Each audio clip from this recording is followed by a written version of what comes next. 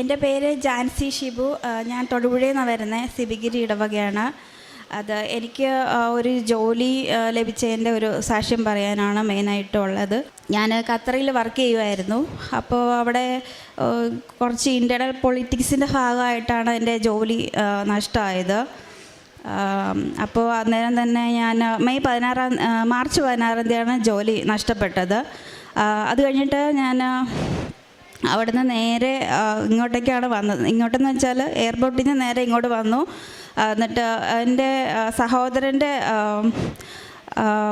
ഭാര്യയുടെ അമ്മയുണ്ട്, ലൈസ മമ്മി കൂട്ടിക്കൊണ്ടാണ് ഞാനിവിടെ വന്ന് ഉടമ്പടി എടുക്കുന്നത്. ഉടമ്പടി എടുത്ത് പിന്നെ ഇവിടെ നിന്ന് പത്രം എല്ലാം വാങ്ങിച്ചുകൊണ്ട് കൂടി ഞങ്ങളുടെ പരിസരത്തും ടൗണിലും എല്ലാം കടകളിലും ഷോപ്പുകളിലും എല്ലായിടത്തും കൊണ്ടുവന്ന് കൊടുത്തു. എല്ലായിടത്തും ഇങ്ങനെ മാതാവിൻ്റെ ശക്തിയെക്കുറിച്ചും പ്രത്യക്ഷീകരണത്തെക്കുറിച്ചും എല്ലാം പറഞ്ഞിട്ട് തന്നെയാണ് കൊടുത്തത്. എല്ലാവരും തന്നെ പത്രം വാങ്ങിച്ചു. എനിക്കതിലൊരു ബുദ്ധിമുട്ടോ കാര്യങ്ങളോ ഒന്നും തോന്നിയിട്ടുണ്ടായിരുന്നില്ല. പിന്നെ തിരിച്ച് ഞാൻ ഖത്തറിലേക്ക് പോയി. അതിന് മുമ്പ് ഇവിടെ വന്ന് അച്ഛനെ കണ്ടിട്ട് ബ്ലെസ്സിങ് വാങ്ങിച്ചു. അപ്പോൾ അച്ഛൻ എന്നോട് ചോദിച്ചു, എന്ത് ജോലിയാണ് വേണ്ടതെന്ന് നിനക്ക് വേണ്ടത് ചോദിച്ചു. പിന്നെ ഏതാണ് ഇൻ്റർവ്യൂ വല്ല അറ്റൻഡ് ചെയ്തിട്ടാണോ വന്നതെന്ന് ചോദിച്ചു. അപ്പോൾ ഞാൻ പറഞ്ഞു, ഇൻ്റർവ്യൂ ഒന്നും അറ്റൻഡ് ചെയ്തിട്ടില്ല, ജോലി പോയിട്ട് ഇങ്ങോട്ട് വന്നതാണ്, എനിക്ക് പ്രൊക്യൂർമെൻറ്റ് ഓഫീസറായിട്ടാണ് ജോലി വേണ്ടതെന്ന് പറഞ്ഞു. എന്നിട്ട് പിന്നെ അച്ഛൻ തലയ്ക്ക് പിടിച്ച് പ്രാർത്ഥിച്ചു, ഇങ്ങനെ നെറുകലിങ്ങനെ അടിച്ചു. എന്നിട്ട് പിന്നെ ഞാൻ പോയി. പിന്നെ ഇവിടെ നാട്ടിൽ കുറച്ച് ഇങ്ങനെ പൈസയൊക്കെ ഇങ്ങനെ പാവപ്പെട്ടവർക്കൊക്കെ ഇങ്ങനെ കൊടുത്ത് അങ്ങനെയുള്ള കാര്യപ്രവൃത്തികളൊക്കെ ചെയ്തിട്ടുണ്ടായിരുന്നു. അതുകൊണ്ടാണ് തിരിച്ചു പോയത്. പിന്നെ പോയപ്പോൾ ഞാനിവിടെ നിന്ന് ഹിന്ദി പത്രവും ഇംഗ്ലീഷ് പത്രവും വാങ്ങിച്ചിട്ടാണ് പോയേ. എന്നിട്ട് പിന്നെ അവിടെ ഖത്തറിൽ നല്ല വെയിലാണ്. അപ്പോൾ എന്നാലും ഞാൻ അതൊന്നും വായിക്കാതെ കൊണ്ട് അവിടെ പത്രങ്ങളെല്ലാം കൊടുത്തു. നൈജീരിയക്കാർ, ഫിലിപ്പീൻസ്, അങ്ങനെ ഒത്തിരി രാജ്യക്കാരാണ് അവിടെ വരുന്നത്. അപ്പോൾ എല്ലാവർക്കും നമ്മളുടെ ഇവിടെ നടന്ന കുറിച്ചുള്ള കാര്യങ്ങളെല്ലാം എക്സ്പ്ലെയിൻ ചെയ്ത് പത്രം എല്ലാവർക്കും കൊടുത്തു. അവരെല്ലാവരും വാങ്ങിച്ചു. വളരെ താല്പര്യത്തോടെയാണ് അവർ കേട്ടുകൊണ്ട് നിന്നത്, എല്ലാ കാര്യങ്ങളും പറയുന്നത് വളരെ ക്ഷമയോടുകൂടി.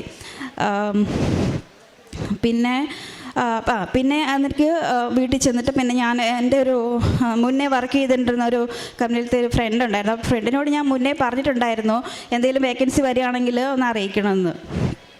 അപ്പോൾ എൻ്റെ നമ്പർ പിന്നെ ഞാൻ കോണ്ടാക്റ്റ് ഒന്നും ഉണ്ടായിരുന്നില്ല.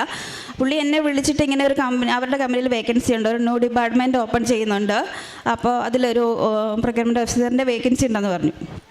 CV അയച്ചു കൊടുക്കാൻ പറഞ്ഞു. ഞാൻ അയച്ചു കൊടുത്തു. പിന്നെ അവിടെ നിന്ന് വിളിച്ചു കഴിഞ്ഞപ്പോഴത്തേക്കും എനിക്ക് എന്താ പറയുക, ഞാൻ ഉദ്ദേശിച്ച രീതിയിലൊന്നും എനിക്ക് പെർഫോം ചെയ്യാൻ പറ്റിയില്ല. എനിക്ക് ആൻസറൊന്നും നന്നായിട്ട് ചെയ്യാൻ പറ്റിയില്ല. അവർ പറഞ്ഞു, സോറി ജെൻസി, ഞങ്ങൾക്ക് പറ്റത്തില്ല, നെക്സ്റ്റ് ടൈം വല്ല ഓപ്പർച്യൂണിറ്റി വരുവാണെങ്കിൽ വിളിക്കാമെന്ന് പറഞ്ഞിട്ട് പോയി. അപ്പോഴും എനിക്ക് ആ പ്രൊക്യൂർമെൻറ്റ് ഓഫീസർ എന്ന് പറയുന്ന ഒരു ഇതാണല്ലോ അച്ഛൻ പറഞ്ഞ അതാണല്ലോ വിളിച്ചതെന്ന് ഓർത്തപ്പോഴത്തേക്കും ഒരു പ്രതീക്ഷ ചെറിയ മനസ്സിലുണ്ടായിരുന്നു. പക്ഷേ ഇൻ്റർവ്യൂവിന് തോറ്റു പോയെങ്കിലും എനിക്കൊരു അതായിരുന്നു എൻ്റെ വിശ്വാസം മുഴുവൻ ആ ഒരു ഒറ്റ വേർഡിൽ. പിന്നീട് മെയ് 16 അവർ വീണ്ടും എന്നെ വിളിക്കുകയാണ്. ഞാൻ പ്രത്യക്ഷ പ്രാർത്ഥനയും കാര്യങ്ങളൊന്നും ഞാൻ മുടക്കിയിരുന്നില്ല, എല്ലാം കൃത്യമായിട്ട് ചെയ്യുമായിരുന്നു. മുട്ടുകുത്തി തന്നെ നിന്നാണ് എല്ലാ പ്രാർത്ഥനകളും ചെയ്യുന്നത്. നല്ലൊരു മുടക്കോ അതിലൊരു മടുപ്പോ കാര്യങ്ങളോ ഒന്നും തോന്നിയിട്ടില്ല. പിന്നെ എനിക്ക് അവർ വിളിച്ചിട്ട് എന്നോട് പറഞ്ഞു, ജാൻസി ഫേസ് ടു ഫേസ് ഇൻ്റർവ്യൂവിന് വരണം എന്ന് പറഞ്ഞു. അപ്പോൾ അവിടെ ഓഫീസിൽ ചെന്ന് കഴിഞ്ഞപ്പോൾ വലിയ ഓഫീസാണ്, സെക്യൂരിറ്റി കാര്യങ്ങളെല്ലാം ഉണ്ട്, ഫുൾ ക്യാമറ ഇത് അങ്ങനെയൊക്കെ. അവിടെ ചെന്ന് കഴിഞ്ഞപ്പോൾ ഞാൻ ഈ വിശുദ്ധ ഉപ്പ് ഇട്ടൊന്ന് പ്രാർത്ഥിക്കണം എന്നൊരു വലിയ ആഗ്രഹം. അപ്പം ഒരു സ്ഥലവും കാണുന്നില്ല. ഒന്നത് അറബി രാജ്യമൊക്കെ ആകുമ്പോഴത്തേക്കും ഭയങ്കര ഒരു പ്രശ്നമാണല്ലോ അങ്ങനെയൊക്കെ ചെയ്താൽ. അപ്പോൾ ഞാൻ എന്ത് ചെയ്തെന്ന് വെച്ചാൽ, റിസപ്ഷനിൽ ഞാൻ ഇരുന്ന സോഫയുടെ സൈഡിൽ കുറച്ച് ഉപ്പിട്ട് വിശ്വാസപ്രമാണം ചൊല്ലി പ്രാർത്ഥിച്ചുകൊണ്ടേയിരുന്നു. അവരെന്നെ വിളിച്ചു. ഇൻ്റർവ്യൂ കഴിഞ്ഞു, ഓക്കെ ആയി. അങ്ങനെ 2-3 ഘട്ടം HR ഇൻ്റർവ്യൂ അങ്ങനെ കുറേ കാര്യങ്ങളൊക്കെ ഉണ്ടായിരുന്നു, സാലറി കാര്യങ്ങളൊക്കെ എല്ലാം നല്ല രീതിയിൽ തന്നെ നടന്നു. എനിക്ക് ജൂൺ 10-ാം തീയതി ഓഫർ ലെറ്റർ ലഭിച്ചു. ഞാനിപ്പോൾ ഖത്തറിൽ നിന്ന് നേരെ ഇങ്ങോട്ട് വന്നത് സാക്ഷ്യം പറഞ്ഞിട്ട് പോയി ജൂലൈ 1 എനിക്ക് ജോയിൻ ചെയ്യാൻ വേണ്ടിയിട്ടാണ്. പിന്നെ എനിക്ക് അതിന് മുമ്പേ ഉടമ്പടി എടുത്തു കഴിഞ്ഞപ്പോൾ തന്നെ എനിക്ക് മാതാവിൻ്റെ സുഗന്ധാഭിഷേകം ലഭിച്ചിട്ടുണ്ടായിരുന്നു. നല്ല മുല്ലപ്പൂവിൻ്റെ മണം വരുന്നിട്ടുണ്ടായിരുന്നു. പിന്നെ ഞാൻ പ്രാർത്ഥിക്കുമ്പോഴൊക്കെ ഇങ്ങനെ തിരി ഇങ്ങനെ മുകളിലോട്ട് ഉയർന്നു പോകും. പിന്നെ തിരിയിലൊക്കെ മാതാവിൻ്റെ രൂപം വരും. പിന്നെ എനിക്കൊരു 17 എന്ന് പറഞ്ഞൊരു ഡേറ്റ് കിട്ടിയിട്ടുണ്ടായിരുന്നു. പക്ഷേ എനിക്കിപ്പോഴത് മനസ്സിലായി. ഞാൻ 17 എന്നുള്ളൊരു ഡേറ്റ് ജോലി കിട്ടുമെന്ന് വിചാരിച്ചുകൊണ്ടിരുന്നു. പക്ഷേ അങ്ങനെയല്ല, അത് ജൂലൈ മാസം 1-ാം തീയതി എന്നാണ് എന്നെ മാതാവ് കാണിച്ചു തന്നത്. അത് എനിക്ക് എൻ്റെ ജോയിൻ ഡേറ്റ് വന്നപ്പോഴാണ് എനിക്ക് മനസ്സിലായേ എൻ്റെ ഓഫർ ലെറ്ററിൽ. പിന്നെ ഞാൻ എൻ്റെ ഒരു വീഡിയോ ഇവിടെ കൊണ്ടുവന്നിട്ടുണ്ട്. അതിൽ തിരിയിനകത്ത് ഇങ്ങനെ ഒരു മാതാവിൻ്റെ തിരി മുകളിലോട്ട് പോകുമ്പോൾ അത് പച്ചക്കളറിലെ തിരിയും നീലക്കറിലെ തിരിയും മുകളിലോട്ട് ഇങ്ങനെ പോകുമായിരുന്നു. അതിൽ നീലത്തിരിയിൽ ഒരു മഴവില്ല്, അത് ഞാൻ എൻ്റെ വീഡിയോ എടുത്ത് ഞാൻ കൊണ്ടുവന്നിട്ടുണ്ട്. അത് ഞാൻ എല്ലാവരെയും കാണിക്കുകയാണ്. കാണാൻ പറ്റുമെന്ന് വിചാരിക്കുന്നു.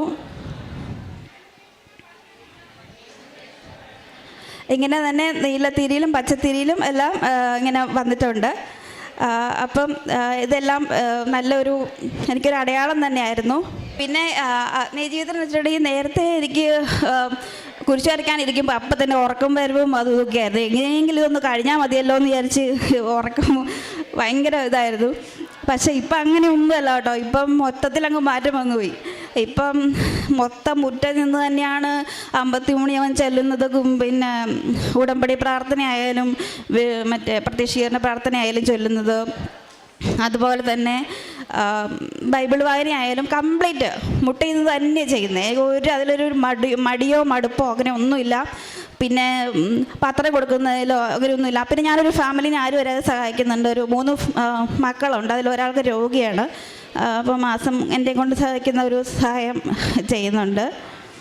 പിന്നെ എൻ്റെ അമ്മയ്ക്ക് ചെവിയിലൊരു ഇങ്ങനെ ഒരു വളർച്ച ഉണ്ടായിരുന്നു. എല്ല് വളരുന്നു പറഞ്ഞിട്ട് അതൊരു ഓപ്പറേഷൻ ചെയ്യണമെന്നൊക്കെ ഡോക്ടർ പറഞ്ഞു. ലിസി ഹോസ്പിറ്റലാണ് കാണിച്ചത്. അപ്പോൾ ഡോക്ടർ പറഞ്ഞു അത് ഓപ്പറേഷൻ ചെയ്താലേ മാറത്തുള്ളൂ എന്ന്. അപ്പോൾ ഞാൻ എന്ത് ചെയ്തെന്ന് വെച്ചാൽ ഞാൻ വീട്ടിലുള്ള സമയത്താണ്. അപ്പോൾ ജോലി പോയിട്ട് ഞാൻ നാട്ടിൽ വന്നിരുന്നല്ലോ, ആ സമയത്താണ് ഉടമ്പടി എടുത്തിട്ട്. അപ്പോൾ ആ വിശുദ്ധതയിലും തേച്ച് പ്രാർത്ഥിച്ചതിൻ്റെ ഫലമായിട്ട് അത് ഡോക്ടറിനെ പിന്നെ ഒന്നുകൂടി ചെന്ന് ചെക്കപ്പ് ചെയ്തപ്പോൾ പറഞ്ഞു ഇങ്ങനെ അങ്ങനെയൊന്നും ഒരു ഓപ്പറേഷൻ്റെ ആവശ്യമില്ല, അത് പ്രശ്നമില്ല എന്ന് പറഞ്ഞു. ആ മരുന്ന് മേടിച്ചത് അതേപടി തന്നെ വെച്ചേക്കുക, ഉപയോഗിക്കുന്നില്ല. പിന്നെ എനിക്ക് ആൻറ്റിബയോട്ടിക് എനിക്ക് തുടർച്ചയായിട്ട് ഖത്തറിൽ വെച്ച് പനി വന്നായിരുന്നു. അവിടെ ഈ കൊറോണ പോലത്തെ തന്നെ വേറെ ഒരു വൈറസ് വന്നിട്ടുണ്ട്, പനി വന്നായിരുന്നു. അപ്പോൾ 4 പ്രാവശ്യം എനിക്ക് റിപ്പീറ്റായിട്ട് പനി വന്നപ്പോഴത്തേക്കും ആൻറ്റിബയോട്ടിക് ഓവർഡോസ് ആയിരുന്നു. അപ്പം എനിക്ക് ഇൻഫെക്ഷൻ അടിച്ചു. അപ്പോഴത്തേക്ക് ഞാൻ ഈ ഉപ്പ് അങ്ങനെ ഇൻഫെക്ഷൻ വന്ന ഭാഗങ്ങളിലൊക്കെ ഇങ്ങനെ ഉപ്പ് ഡയറക്റ്റ് അങ്ങ് തേച്ചു. നല്ല നീറ്റലായിരുന്നു. പക്ഷെ ഞാനതൊന്നും മൈൻഡാക്കിയില്ല. ഞാൻ അങ്ങ് തേച്ച് വിശ്വാസപ്രമാണം ചൊല്ലി പ്രാർത്ഥിച്ചു. പിന്നെ ഞാൻ ഹോസ്പിറ്റലിൽ പോയതേ ഇല്ല. അത് ഇപ്പോൾ വരെ പിന്നെ ഉണ്ടായിട്ടില്ല, എല്ലാം ഓക്കെ ആയി. പിന്നെ എൻ്റെ മോൾക്കൊരു പൂച്ച കടിച്ചതിൻ്റെ ഒരു അലർജി വരുമായിരുന്നു. അതും ഈ ഉപ്പും തേനും എല്ലാം ഉപയോഗിച്ചതിൻ്റെ ഭാഗമായിട്ട് മാറിക്കിട്ടി. പിന്നെ എൻ്റെ അനിയത്തി സ്വീഡനിലാണ്. അവിടെ ഒരു രജിസ്റ്റേർഡ് നഴ്സായിട്ട് ജൂൺ 10-ാം തീയതി അവൾക്കും എനിക്ക് ഒരുമിച്ചാണ് ജോലിക്ക് ഓഫർ ലെറ്റർ വന്നതും ജോലിക്ക് കയറാൻ ഓഫർ ലെറ്റർ വന്നത്. അപ്പോൾ അവളുടെ സ്വീഡനിൽ എന്ന് വെച്ചിട്ടുണ്ടെങ്കിൽ അവിടെ ഒരു എക്സാം ഉണ്ട്. അത് ഭയങ്കര പാടുള്ള എക്സാം. അവിടെ ഭാഷ ആദ്യം പഠിച്ചതിന് ശേഷം അവിടുത്തെ യൂണിവേഴ്സിറ്റിയിൽ ഈ നമ്മുടെ ഇവിടുത്തെ പോലെ തന്നെ നഴ്സിങ്ങിൻ്റെ എല്ലാം കോഴ്സ് അപ്ലൈ ചെയ്ത് അവിടുത്തെ കോഴ്സ് കംപ്ലീറ്റ് ചെയ്യണമായിരുന്നു. 27 പേര് എക്സാം എഴുതിയതിൽ 7 പേരാണ് ജയിച്ചത്. അതിൽ ഒരാൾ എൻ്റെ അനിയത്തിയായിരുന്നു. അങ്ങനെയും ഒരു അനുഗ്രഹം ലഭിച്ചിട്ടുണ്ട്. ഇത്രയൊക്കെ അനുഗ്രഹം തന്ന അമ്മ മാതാവിനും ഈശോയ്ക്കും 1000 നന്ദി പറയുന്നു.